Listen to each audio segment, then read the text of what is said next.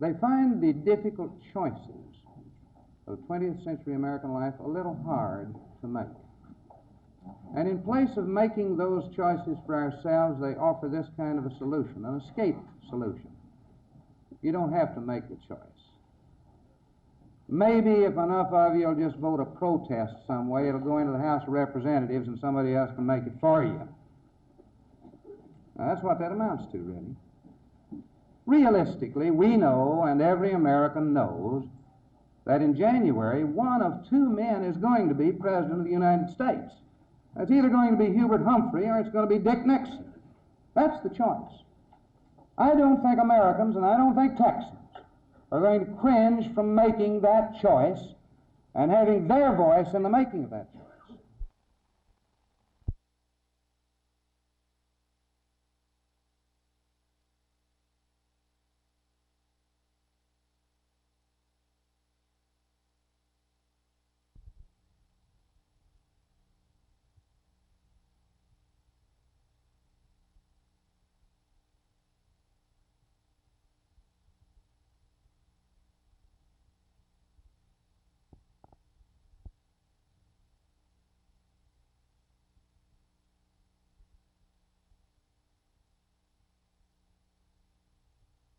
We shouldn't be in a position of raising the devil about this thing, because we don't like it, but we get along pretty good, and we're going to try to get along this time pretty well. And if it doesn't last longer than December 1st, well, we'll get through all right.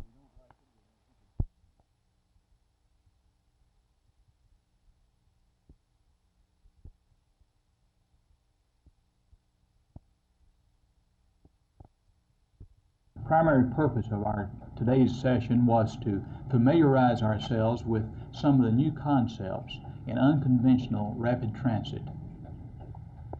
Was there any action planned or taken at today's meeting? No, today primarily we wanted to review some of the new developments and to see where they might fit into our needs in the Dallas area.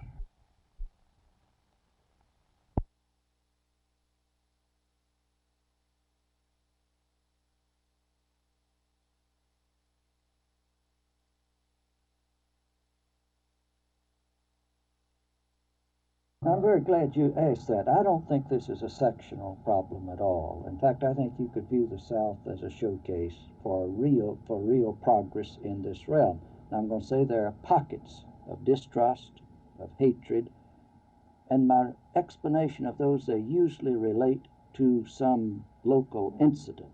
I'm not going to excuse the federal government entirely. Sometimes a person from the government has come along, or maybe with a smart alecky attitude, and it takes a period to overcome that. So I would say it's not a built-in pattern of discrimination.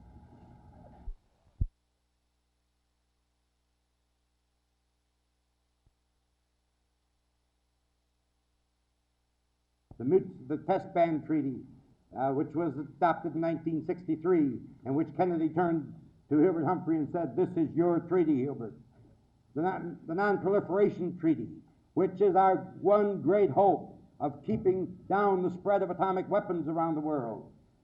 The Outer Space Treaty, the whole series of moves that we have made to reduce the tension caused by intensive development of armaments, stem from the fact that Hubert Humphrey had the imagination and the creativity and the vision in 1956 to push for a disarmament agency. We know about this. We know that the man who is most prepared to lead us toward the development of peace in this complex world is Hubert Humphrey.